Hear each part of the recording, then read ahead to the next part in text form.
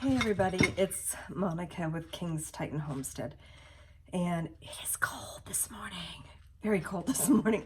So I am in the kitchen doing some things to heat up the house. This is the easiest way, the most economical way to heat a house. I don't have a furnace. We use a wood stove, but I'm not starting that this morning. I'm not going to waste any wood. I am, however, going to use the oven, and the oven will help heat the house up. Literally during the summertime, we don't use the oven at all for anything. I don't bake, I don't make anything inside. I really am hoping sometime to have an outdoor kitchen, and that way that I can bake during the summertime. But for now, what I'm doing is I have a lot of squashes in. I have been getting so much food, and a lot of it takes processing. And when I'm on my way out to do bee removals, I just don't have time to get a lot of the food prepared so that I can make a quick and fast and easy and healthy meal.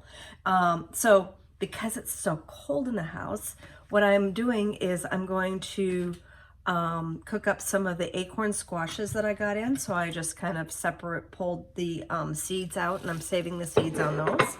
And so I'm just going to put these in a little bit of a pan with a little bit of water, and I'm going to bake them until they're finished.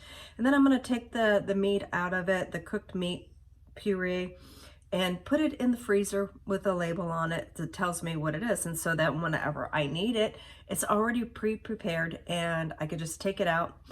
We really like making lasagnas and raviolis and things out of our squashes. So this will help warm up the house. So hopefully pretty soon I'll be...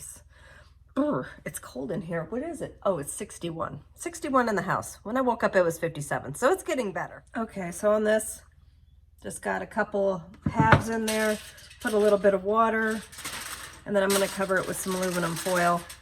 I got the oven on at about 350. It'll probably be about an hour, or at least until you stick a fork through and it's soft and it just kind of goes in without any resistance.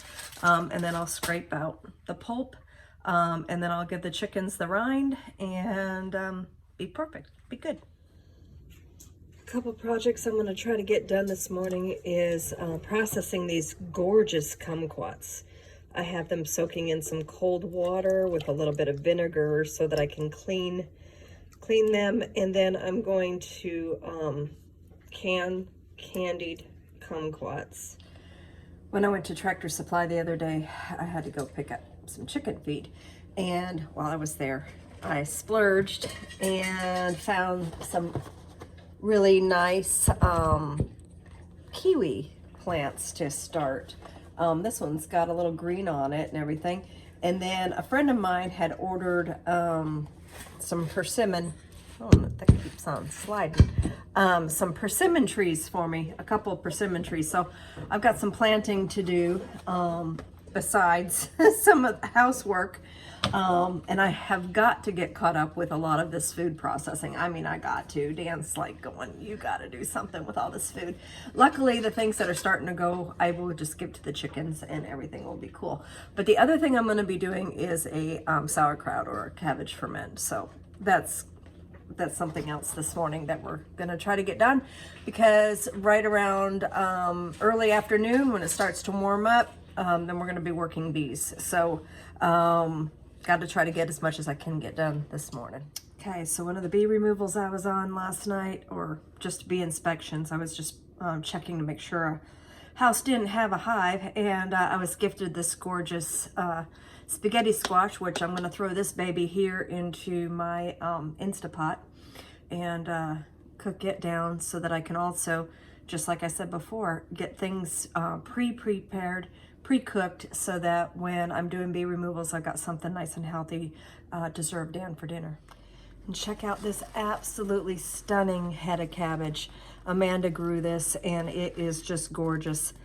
Yeah, eventually this is how the gardens will be. So this is gonna go into my fermented cabbage, and the outside leaves are gonna go to the chickens. Okay, so the first thing that I'm starting before I go on to the kumquats is to work on my ferment. So my ferment is actually going to be a partial wild ferment, which means about 85% of the slaw kraut is going to be regular white cabbage, just plain old cabbage. The other 15% is going to be purple kohlrabi leaves and wild mustard. You don't want to use a whole heck of a lot of the foraged leaves as your kraut because they're really strong, and some people's palates just really cannot handle it, and you don't want something that is so pungent that you can't, you can't taste anything besides that. So you want to have a nice flavored mix going on instead of like one huge strong flavor. Okay, so what I did is I basically just took the rib out, the hard stemmy part of the purple kohlrabi leaves. Okay, so this is, especially the wild mustard, is extremely strong. I mean, you can really smell it. So, in there, so yeah, not so much of the wild mustard. So I have some of these kohlrabi leaves, which I've left kind of whole, and I'm going to tuck them in as the top part in my jar, kind of to help with the weight process, to weigh things down, kind of help to push it all. And so after that, then I'm going to get one of my favorite rocks, which is a mono. For those that don't know what that is, it is a Native American artifact from this region. And so makes you wonder, did they do these kind of things? I don't know. I really don't see any fermentation in our local food books for Native cuisine, but you never know. But anyway, so I'm going to take this mono and I'm literally going to stick it in here to help with the weight process. If you're looking for some weight rocks like that, we do sell a lot of our excess monos that we get in collections. And you can find those on our website over at the Etsy store at King's Titan Homestead. Okay, so you basically just take that and cover it with a brine solution and burp it a couple, 2-3 times a day to let the gases escape, and yeah, that's it. And then you kind of like, after a week at room temperature, then you can like put it in the refrigerator for another like month, and we'll have a wild fermentation or wild kraut, kind of like a partial wild kraut. Anyway, if you want to learn more about wild krauting or wild crafting or anything to do with the wild crafting foods, Pascal Bauder is the one to go to. He's got 3 cookbooks out, and I highly recommend making sure you have every one of them. He's fabulous. He's inspirational and very brilliant man as far as foraging goes. So the next project is the candied kumquats. Okay, so as far as a kumquat goes, you can eat the whole thing, seeds and all, rind and all. This is extremely good for you. But what I am doing is I'm going to cut the ends off, and then I'm going to divide it into 3. And then whenever I see a seed, I'll probably pop those out, because the seeds and the ends might make the dish a little bit more bitter. And what I'm making here is candied, so they're going to be sugared kumquats that are going to be canned for future use. Well, I had to stop doing the kumquats because I saw a squirrel. Actually, I saw mangoes.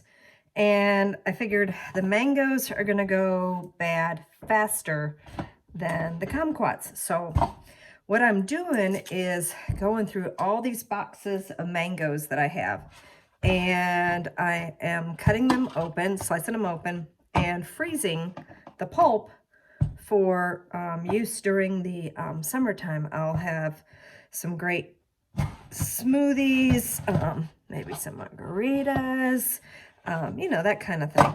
And so what I'm doing here is first cutting them open. Now, this is something really cool. Check it out.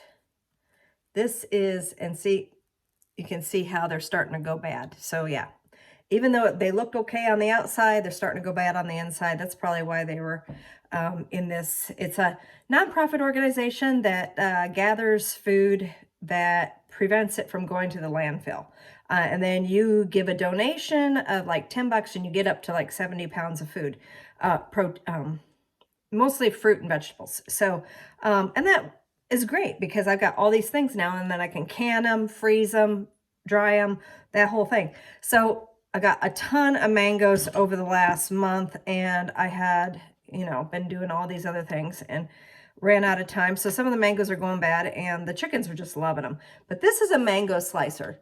So literally it works fabulous. You just take your mango, you stick it in there, and then this has serrated teeth, and you push down on it. I use my weight on it, and just pull it through. Usually when it's the perfect ripeness, you can just pull them right off. So yeah. So these just come out real nice, and because there's still a little bit of meat or flesh on this, I just go ahead and chew it off of this is a gigantic seed. So where the seed is actually inside of this.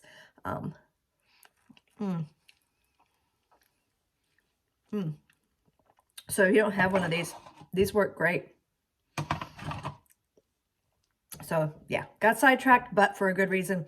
So basically what I'm doing is going through, pulling it all out, and then putting it in freezer bags and freezing it, marking it mango February 22.